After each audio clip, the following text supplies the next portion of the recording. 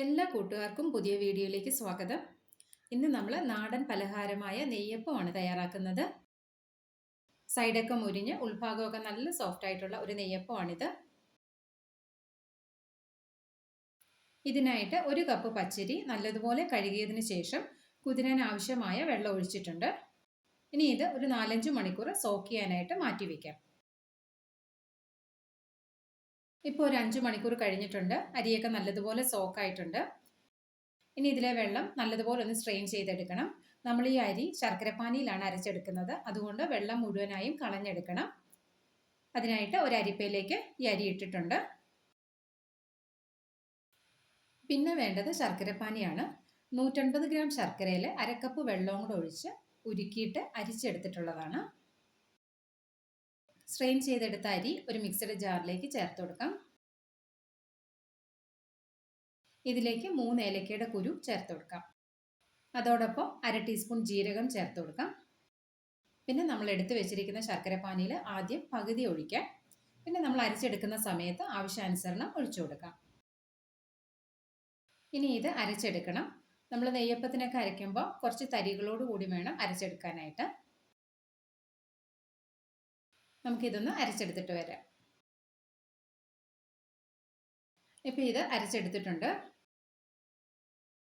നമ്മുടെ നെയ്യപ്പം നല്ല സോഫ്റ്റ് ആവാൻ വേണ്ടിയിട്ട് 2 ടേബിൾ സ്പൂൺ ഗോതമ്പ് പൊടി ചേർത്ത് കൊടുക്കാം. പിന്നെ ഈ മധുരമൊക്കെ ഒന്ന് ബാലൻസ് ആവാനായിട്ട് ഒരു പിഞ്ച് ഉപ്പ് ചേർത്ത് കൊടുക്കാം. ഇനി ഇത് നല്ലതുപോലെ അരച്ചെടുക്കണ്ട. ഗോതമ്പ് പൊടി കട്ടകളൊന്നും ഇല്ലാതെ കലക്കിയെടുക്കാൻ വേണ്ടിയിട്ട് ജസ്റ്റ് ഒന്ന് കറക്കിയെടുത്താൽ മതി. ആവശ്യമുണ്ടെങ്കിൽ അല്പം ശർക്കരപ്പാനിയും കൂടെ ഒഴിച്ചു കൊടുക്കാം. അരച്ചെടുത്ത മാവ് ഒരു ബൗളിലേക്ക് ഒഴിച്ചു കൊടുക്കാം.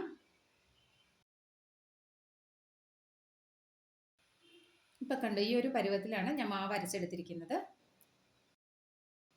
കുറച്ച് തരികളോട് കൂടി വേണം നമ്മളിത് അരച്ചെടുക്കാനായിട്ടും.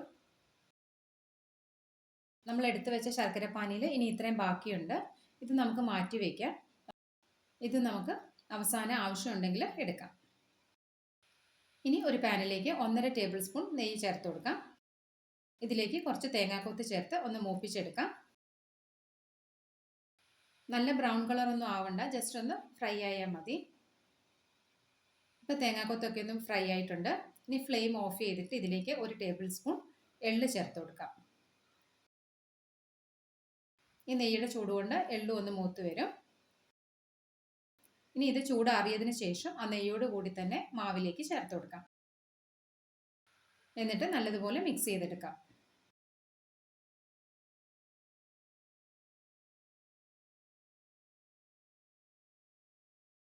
നമ്മുടെ മാവിൻ്റെ കൺസിസ്റ്റൻസി ഇതാണ്. ഇഡലി മാവിനെക്കാട്ടിലും അല്പം ലൂസായിരിക്കണം. എന്നാൽ ദോശമാവിനെക്കാട്ടി കുറച്ച് തിക്കാവുകയും വേണം. ഇപ്പോൾ ഇത് നല്ലതുപോലെ മിക്സ് ചെയ്തിട്ടുണ്ട്. ഇനി നമുക്കിത് റെസ്റ്റ് ചെയ്യാനായിട്ട് മാറ്റി വയ്ക്കണം. അപ്പോൾ ഒരു 8 മണിക്കൂറൊക്കെ റെസ്റ്റ് ചെയ്യാൻ വെക്കുവാണെങ്കിൽ നമുക്ക് നല്ല പെർഫെക്റ്റ് ആയിട്ടുള്ള നെയ്യപ്പം തയ്യാറാക്കി എടുക്കാൻ പറ്റും. ഇനി നമുക്ക് അത്രയും സമയം ഇല്ലെങ്കിൽ ഒരു മിനിമം ഒരു 5 മണിക്കൂറെങ്കിലും റെസ്റ്റ് ചെയ്യാനായിട്ട് മാറ്റി വയ്ക്കണം.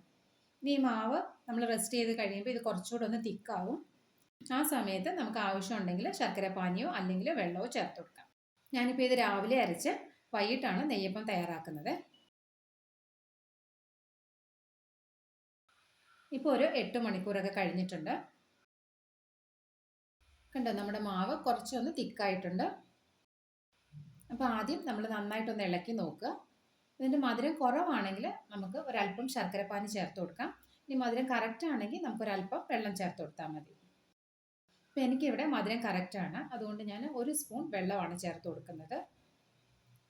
വെള്ളമൊക്കെ ചേർക്കുമ്പോൾ അങ്ങ് കൂടി പോവാതിരിക്കാൻ ശ്രദ്ധിക്കണം. എന്നിട്ട് നല്ലതുപോലെ തന്നെ മിക്സ് ചെയ്തെടുക്കാം. അപ്പോൾ നമ്മൾ മാവ് നല്ല തിക്കാണെങ്കിൽ മാത്രമേ നമ്മൾ ഈ സമയത്ത് വെള്ളമോ അല്ലെങ്കിൽ ശർക്കരപ്പാനിയോ ചേർത്ത് കൊടുക്കാവുള്ളൂ. ഈ ഒരു പരുവത്തിലായിരിക്കണം നമുക്ക് മാവ് കിട്ടേണ്ടത്. ഇനി നമുക്ക് നെയ്യപ്പം തയ്യാറാക്കാൻ തുടങ്ങാം. ഇനി ഒരു ഇരുമ്പ് ചീനച്ചട്ടിയിലേക്ക് കുറച്ച് വെളിച്ചെണ്ണ ഒഴിച്ചിട്ടുണ്ട്. എണ്ണ ആദ്യം നല്ലതുപോലെ ഒന്ന് ചൂടാവണം. മാവ് നല്ലതുപോലെ ഇളക്കിയതിന് ശേഷം ഒരു തവി മാവ് ഒഴിച്ചു കൊടുക്കാം.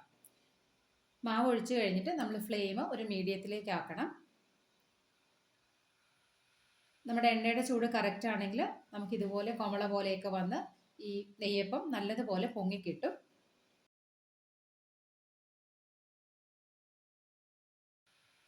നല്ലതുപോലെ പൊങ്ങി വന്നതിന് ശേഷം നമുക്കിതുപോലെ ഒരല്പം എണ്ണ മുകളിലേക്ക് ഒന്ന് തട്ടി കൊടുക്കാം.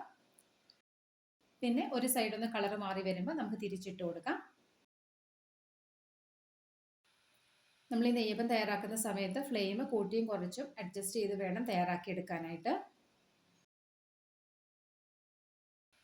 ഇടയ്ക്ക് ഇതുപോലെ ഒന്ന് എണ്ണയൊക്കെ ഒന്ന് തട്ടി കൊടുക്കാം. അധികം നേരം എണ്ണയിലിട്ട് ഫ്രൈ ചെയ്യണ്ട.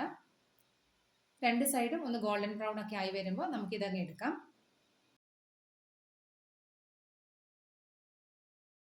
ഇപ്പം നമ്മുടെ നെയ്യപ്പത്തിൻ്റെ കളറൊക്കെ മാറിയിട്ടുണ്ട്. ഇനി അധികം നേരം എണ്ണയിലിടണ്ട, ഇത് നമുക്കങ്ങ് എടുക്കാം. കണ്ട സൈഡൊക്കെ നല്ലതുപോലെ മുരിഞ്ഞ് നന്നായിട്ട് കിട്ടിയിട്ടുണ്ട്. ഇനി നമുക്കിതുപോലെ ബാക്കിയുള്ളതും തയ്യാറാക്കിയെടുക്കാം. ഇനി നമ്മൾ ഓരോ പ്രാവശ്യവും നെയ്യപ്പം ചുടുന്ന സമയത്ത് മാവ് നല്ലതുപോലെ ഇളക്കിയിട്ട് വേണം എണ്ണയിലേക്ക് ഒഴിക്കാനായിട്ട്. ഇല്ലെങ്കിൽ ഈ തരികളൊക്കെ അങ്ങ് അടി പോയി കിടന്നു കഴിഞ്ഞാൽ നമ്മുടെ നെയ്യപ്പം അങ്ങ് ശരിയാവില്ല. ഇനി ഇതുപോലെ നമുക്ക് ബാക്കിയുള്ളതും തയ്യാറാക്കിയെടുക്കാം. അങ്ങനെ ഞാനിവിടെ നെയ്യപ്പം എല്ലാം ഇവിടെ ചുട്ടെടുത്തിട്ടുണ്ട്. ഈ ഒരു അളവിൽ ഈ സൈസിലുള്ള 8 നെയ്യപ്പമാണ് തയ്യാറാക്കാൻ സാധിച്ചിട്ടുള്ളത്.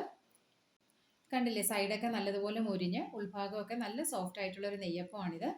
ഞാനൊന്ന് മുറിച്ച് കാണിക്കാം. ഇതിൽ നമ്മൾ ബേക്കിംഗ് സോഡ ഒന്നും തന്നെ ചേർത്തിട്ടില്ല. ഈ രീതിയിൽ തയ്യാറാക്കാത്തവരൊക്കെ ഒന്ന് ട്രൈ ചെയ്ത് നോക്കണേ. അതുപോലെ ഈ വീഡിയോ ഇഷ്ടമായാൽ ഒന്ന് സപ്പോർട്ട് ചെയ്യാനും മറക്കല്ല്. ഇനി മറ്റൊരു റെസിപ്പിയുമായി വരാം. താങ്ക്